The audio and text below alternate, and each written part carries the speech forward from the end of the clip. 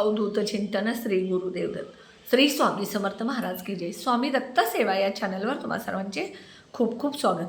तुम्हा सर्वांचं आरोग्य उत्तमच राहू दे, राहिलेलं आयुष्य आरोग्यदायी जाऊ दे, तुम्हा सगळ्यांना दीर्घायुष्य मिळू दे अशी मी स्वामीचरणी प्रार्थना करते आणि माझ्या व्हिडिओला सुरुवात करते। बघा, उद्या आहे संकष्टी चतुर्थी आणि संकष्टी चतुर्थीला आपण काही उपाय सेवा तोडगे केले तर आपल्याला त्याचा फायदा होत असतो। हिंदू धर्मामध्ये बघा, दुर्गाष्टमी असेल, कालाष्टमी असेल, कुठला सण असेल, कुठला वार असेल तर त्याला अतिशय महत्त्व असतं आणि अशा या संकष्टी चतुर्थीला जर तुम्ही तुमच्या मुलांच्यासाठी काही सेवा उपाय तोडगे केला तर त्याचा तुम्हाला खूप फायदा होणार आहे। मग कोणता उपाय करायचा तर संपूर्ण व्हिडिओ स्किप न करता बघा आणि त्याप्रमाणे उपाय करा। उद्या सकाळी लवकर उठायचं आहे, घर स्वच्छ झाडून पुसून घ्यायचं, घरामधली जी फरशी आहे ती पुसत असताना त्या फरशीच्या पाण्यामध्ये मीठ, हळद, लिंबू, भीमसेन कापूर, थोडंसं गंगाजल आणि थोडंसं गुलाबजल आणि गोमूत्र टाकून फरशी स्वच्छ पुसून घ्यायची। मुख्य दरवाजा, हुमरा जो आहे मुख्य दरवाजाचा तो सगळा पुसून घ्यायचा।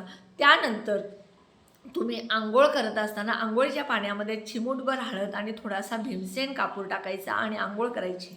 आंघोळ केल्यानंतर स्वच्छ धुतलेले लाल वस्त्र परिधान करायचे। समजा तुमच्याकडे लाल वस्त्र नसतीलच तर तुम्ही काळा रंग सोडून पांढरे, पिवळे, पोपटी, हिरवे कोणतेही घातले तर चालेल, फक्त काळं वस्त्र उद्या घालायचं नाही। त्यानंतर तुम्ही नित्यनेमाची दररोजची जी पूजा आहे ती करण्यापूर्वी बघा, आपण कुठलाही कार्यक्रम असेल, कुठलाही पूजा असेल तर गणपतीच्या पूजनानं आणि दीप प्रज्वलनानं सुरुवात करत असतो। मग पहिल्यांदा सगळ्यात दिवा प्रज्वलित करायचा आणि त्यानंतर गणपती बाप्पांची मूर्ती तामांमध्ये घ्यायची। त्यात सगळ्यात पहिल्यांदा गणपती बाप्पांना स्वच्छ पाण्याने अभिषेक घालायचा, ओम गण गणपते नमः म्हणत। त्यानंतर तुम्हाला पंचामृतनं अभिषेक घालायचा आहे। पंचामृत म्हणजे काय? कच्चं दूध, दही, मध, साखर आणि तूप ह्या 5 वस्तू बनवून तुम्ही पंचामृत बनवायचं। ह्या पंचामृतनं अथर्व शीर्ष म्हणत तुम्हाला गणपती बाप्पांना अभिषेक घालायचा आहे। मग तुम्हाला अथर्व शीर्ष येत नाही तर तुम्ही यूट्यूबला लावायचं आणि यूट्यूबला लावून तुम्ही शांत मनानं त्या गणपती बाप्पांना पंचामृतनं अभिषेक घालायचा। त्यानंतर मूर्ती पाण्यानं स्वच्छ धुवून घ्यायची आणि त्यानंतर थोडं कुंकवाचं पाणी करायचं, कारण कुंकू गणपती बाप्पांना अतिशय प्रिय आहे, लाल रंग गणपती बाप्पांना अतिशय प्रिय आहे। त्यामुळं कुंकू थोडंसं पाण्यामध्ये घालायचं आणि त्या पाण्यानं गणपती बाप्पांना 11 वेळा ओम गण गणपते नमो नमः म्हणत अभिषेक घालायचा। परत मूर्तीवरती हळदीनं अभिषेक घालायचा, हळदीचं पाणी करायचं आणि अभिषेक घालायचं। त्यानंतर सेंदूर जे असतं त्या सेंदूरचं पण थोडं पाणी करायचं आणि त्यानं अभिषेक घालायचा आणि त्यानंतर मूर्ती स्वच्छ धुवून घ्यायची, मूर्ती पुसायची। हे जे हळदीचं, कुंकूचं आणि शेंदूरचं पाणी हे तुम्ही तुळस सोडून कुठल्याही झाडामध्ये ओतायचं। पंचामृत तुम्ही घरात प्रसाद म्हणून घ्यायचा सगळ्यांनी। मूर्तीला गुलाब जल लावायचं, गुलाब अत्तर लावायचं आणि एका पाटावरती, एका छोट्या चौरंगावरती लाल वस्त्र अंथरायचं। त्यावरती थोडी अखंड तांदळाची रास करायची, थोडीशी हळदी कुंकू त्यावरती घालायचे आणि गणपती बाप्पांच्या मूर्तीला अष्टगंध, त्यानंतर बघा चंदन, हळद, कुंकू आणि हे सगळं लावायचं आणि गणपती बाप्पांची मूर्ती त्या तांदळाच्या राशीवरती ठेवायची।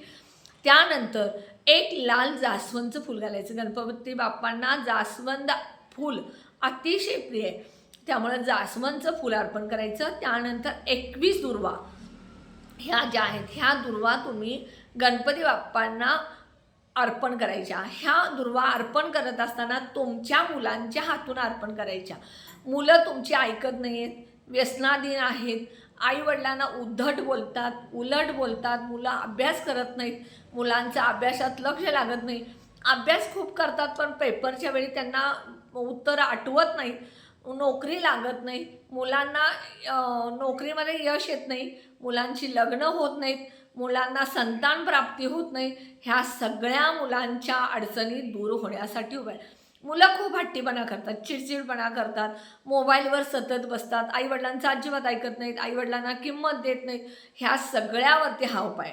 मग काय करायचं, तुमची मुलं तुमच्या जवळ घ्यायची, मुलांच्या हातामध्ये 21 दुर्वाची जुडी द्यायची आणि अथर्वशीरचं पठण मुलांना करायला लावायचं। समजा मुलांना अथर्वशीरचं पठण येत नसेल तर ओम गण गणपते नमो नमःचा 108 वेळा मंत्र म्हणायला लावायचा आणि ही दुर्वाची जुडी गणपती बाप्पांच्या चरणाजवळ अर्पण करायची. त्यानंतर गूळ खोबऱ्याचा नैवेद्य दाखवायचा. 21 अखंड तांदूळ गणपती बाप्पांना अर्पण करायचे. हे 21 तांदूळसुद्धा तुमच्या मुलांच्या हातातून अर्पण करायचे. 21 अखंड तांदूळ घ्यायचे आणि त्यानंतर त्या तांदळाला हळदी कुंकू लावून त्याच्या अक्षदा बनवायच्या. एक अक्षदा मुलाच्या हातामध्ये द्यायची, ती गणपतीला व्हायला लावायची आणि ओम गण गणपते नमो नमः म्हणायला लावायचं.